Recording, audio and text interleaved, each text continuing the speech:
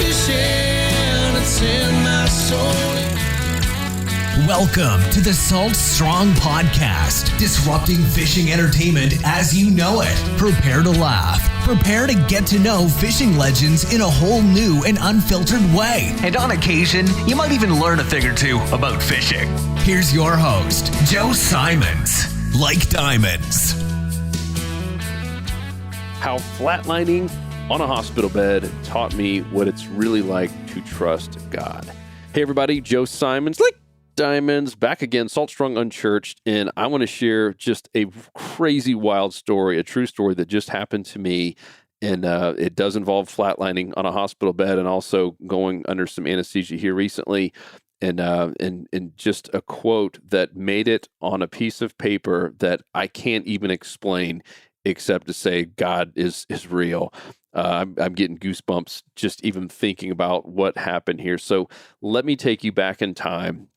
I was in high school at Winter Haven High School, and I started getting sick quite a bit, and just kind of common cold stuff. And went to the doctor a few times, and ended up just being, hey, Mr. and Mrs. Simons, your son really needs to get his tonsils out. It was tonsillitis, and that was the issue that was really kind of the foundation and where all the problems were stemming from. So, for those of you who've done it, probably I'd say half America probably has their tonsils out. I'm just guessing.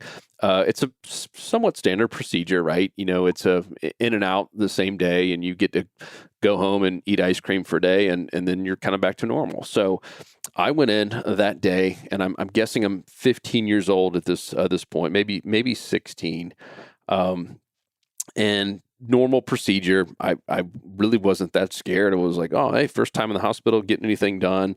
And I remember, the nurses there, making me do the checklist about, have any allergies and anything, that we need to know about, anesthesia, et cetera. And at the time I had nothing.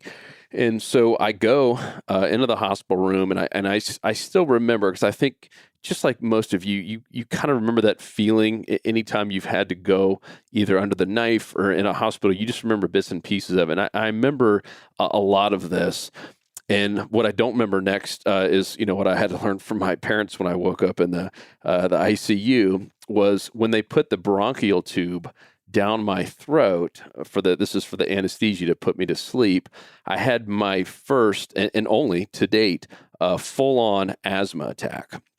So if you don't know what that is, it's a bronchial tube they're putting down your throat for like tonsillitis, and it's anesthesia. And so my lungs, essentially I had this massive asthma attack, and my lungs collapsed on this thing to the point they could not pull it out. And so, a few seconds later, slowly stop breathing, and kind of just having like a full-on asthma / panic attack, I guess is the only way to explain it. And for a few seconds there, actually flatlined before they were able to, I don't know if it was put steroids in me or whatever they had to do to finally pull that bronchial tube out. I remember bits and pieces of it. I've described it as seeing a bunch of lights, and I'm not talking about heaven. I don't think I was in heaven. I think it was just the hospital lights, because like I remember my brain telling me that I was like drowning. I vividly remember just like coughing and choking and feeling like I was like drowning, and then I'm out cold. I remember like completely like almost like blacking out, and just silence, and I'm waking up again, I'm hearing tons of voices, and I remember these bits and pieces vividly, and the next thing you know, I'm waking up in a hospital bed in the ICU, and they're telling me everything that had happened, and I we ended up spending, I think, 3 full days in the hospitals. They monitored me, and still to this date, I have my tonsils. My mom's like, I'm not losing my oldest child. We're keeping those babies in. You can deal with the little sickness that comes with it. So I want to give you the kind of the backstory there. It caused a lot of fear in my life anytime I've had to go under for obvious reasons, because all I could think about is my very first time doing it, where I literally kind of died, and it was brought back to life by some amazing nurses and doctors who were quick on their feet. So I've just always had a lot of anxiety about going under the knife, and obviously I'm quick to tell the anesthesiologist about the past issues, and so I've had some. I won't bore you with the details, but I've had a lot of GI, some intestinal issues here recently, and got to the point where, I went into a specialist, and based on a lot of my symptoms, he said, we got to do a colonoscopy and, just make sure there's no cancer or polyps or anything like that. Because based on my symptoms, that was kind of what they were thinking. And so now I'm kind of freaked out, and they were able to kind of rush me in a spot. Someone had canceled on a spot. So I get in. And during this time, if you guys, especially a lot of you older men who have had colonoscopies, it's not fun. The actual procedure is not that bad. It's the day leading up to it when they have to completely, basically get everything out of your system. But I was like really, really struggling with just the anxiety and the worry. I was like, it was like consuming my thoughts, like all the way up in this 48 hours beforehand. I'm just like, oh man, I'm just so worried about, this anesthesia and because they had to put me under for this procedure. And here's the crazy, crazy part. So a week and a half earlier, this is prior to me even going into the doctor, I interviewed a guy named Dan Flowen. The podcast is already out there. He's the gentleman who was given 8 months to live, had very, very bad, stage 4 melanoma skin cancer. And he had told me something in that podcast. And for whatever reason, it was the only note that I didn't write on my notepad. I, for some reason, wrote it into my calendar. I still have no idea why. And I get emotional talking.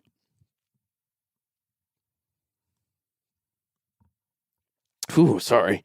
So I write this down on Monday, February 8th, and it's surreal. I have no idea. I don't even recall why I would have done it. I have an entire notepad, and you can see me in the video. I'm writing down notes, and for some reason, I go to a different pad on Monday, February the 8th, and I write...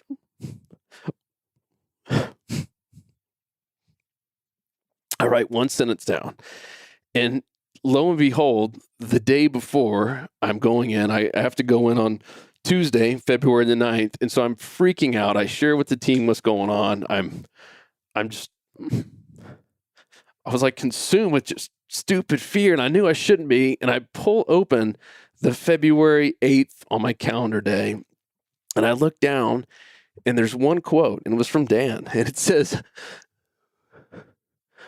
"Worry is us saying we don't trust God. Worry is saying we don't trust God. The same God who can do anything, the same God that can heal on demand, the same God who can create miracles, the same God that can move mountains." And I'm getting emotional here because I was like, wow. And I just got down on my knees and I was like, God, thank you for working in my life. Thank you for being here. And it was like all of the fears, all of this worry, all of this anxiety just completely left my body. Wow. Whew. Sorry, guys. I'm super emotional on this because it was one of those I needed it. And I think so many of us get caught in the day-to-day, and even though we call ourselves Christians and we're trying to always do our best, sometimes we let our own minds get in the way and maybe kind of forget that there really is a God. It's easy to say that, and I believe in God and I believe in Jesus. And sometimes you just need those little miracles in your life. And the unexplainable fact that quote somehow made it on this day. And once again, I pre-recorded this interview with Dan weeks ago, way before I even met with the doctor. And for some reason, my hand and pen went to my pad on that day and wrote down the one quote that he said. It was the only quote that did not make it in my actual notepad. It's unexplainable. And it was right there for me to see the exact day, the exact time I needed to hear it. And it challenged me too, because you know what? I was worrying, and I was basically not trusting God that, all these bad things can happen because it happened in the past. And I just share that with you, especially if you're going through something right now where you are worried about something. Maybe you're in a place of fear and anxiety. I've been there. I've told you about my struggle with anxiety attacks. But man, this was very similar to that moment I shared when I went under the knife for cancer, where the doctor literally stopped in his tracks and just said, "Hey, I feel like I'm called to pray over you." I was like, wow. And it's just so wild, all these times that have related to a hospital or going under surgery where God is literally speaking to me. And I have not told Dan this yet. I'm going to reach out to him and just see if he even remembers like saying it. Like the whole thing is just crazy that happened to make it down on that page the day before I'm going to surgery, the day where all that anxiety was. And I just felt like it completely got lifted. And it was such a good reminder that God is real, that God is listening to us, that God is a healer. And by the way, the colonoscopy completely came back clean. To me, that was also a miracle because obviously that took a ton of, stress and worry off as well. But that day on February the 8th, that Monday, I was all in. I trusted God more than anything. Like that was exactly what I needed to hear. And it was like he knew. I mean, he knows everything. That was just so much proof. Like, wow. So I'm thankful. I'm so thankful for all of these little small miracles in our life. I'm so thankful for when God speaks to us. And I'm sorry to get emotional on this, but it was just so crazy. And like I said, it's so surreal. And I anytime I even think about it, I'm talking about it, I'm staring at the page right now that I saved here on my calendar. It's just something I'm not going to forget. And I hope if you're going through something right now where you're worried about something, whether it be a sickness or an illness, whether it be even something in marriage or finance, that don't worry about it. God is in control. He's got this. He has a plan. Sometimes, most of the times, we might not be able to see it yet. We certainly might not understand it right away. But worrying is us saying we don't trust God. That same God who can do anything and can do anything in your life. So guys, I hope that was a helpful one. Gosh, I hate crying like that, like I just did, but man, just so wild. I'm so blessed, and I'm so blessed to have listeners like you who will listen to this and deal with me and hopefully give me some positive feedback. I'd love to hear from you. Of course, you hopefully know my email by now, joe@saltstrong.com. I would love to hear any and all feedback, any prayer request, any kind of request you have at all. If you are struggling with something, one, just take that burden off your shoulders. God's got this. Do not worry. Do not fret. Do not be filled with anxiety. Do not be filled with fear. He is in control. And if you're worrying, you're really not trusting God. And boom, Dan, thank you, brother. That was exactly what I needed to hear. I'm still just kind of in shock and kind of unexplainable on how that got to that page on that day, which was way in advance of me even having a doctor's appointment, let alone a scheduled surgery date. It is pretty surreal.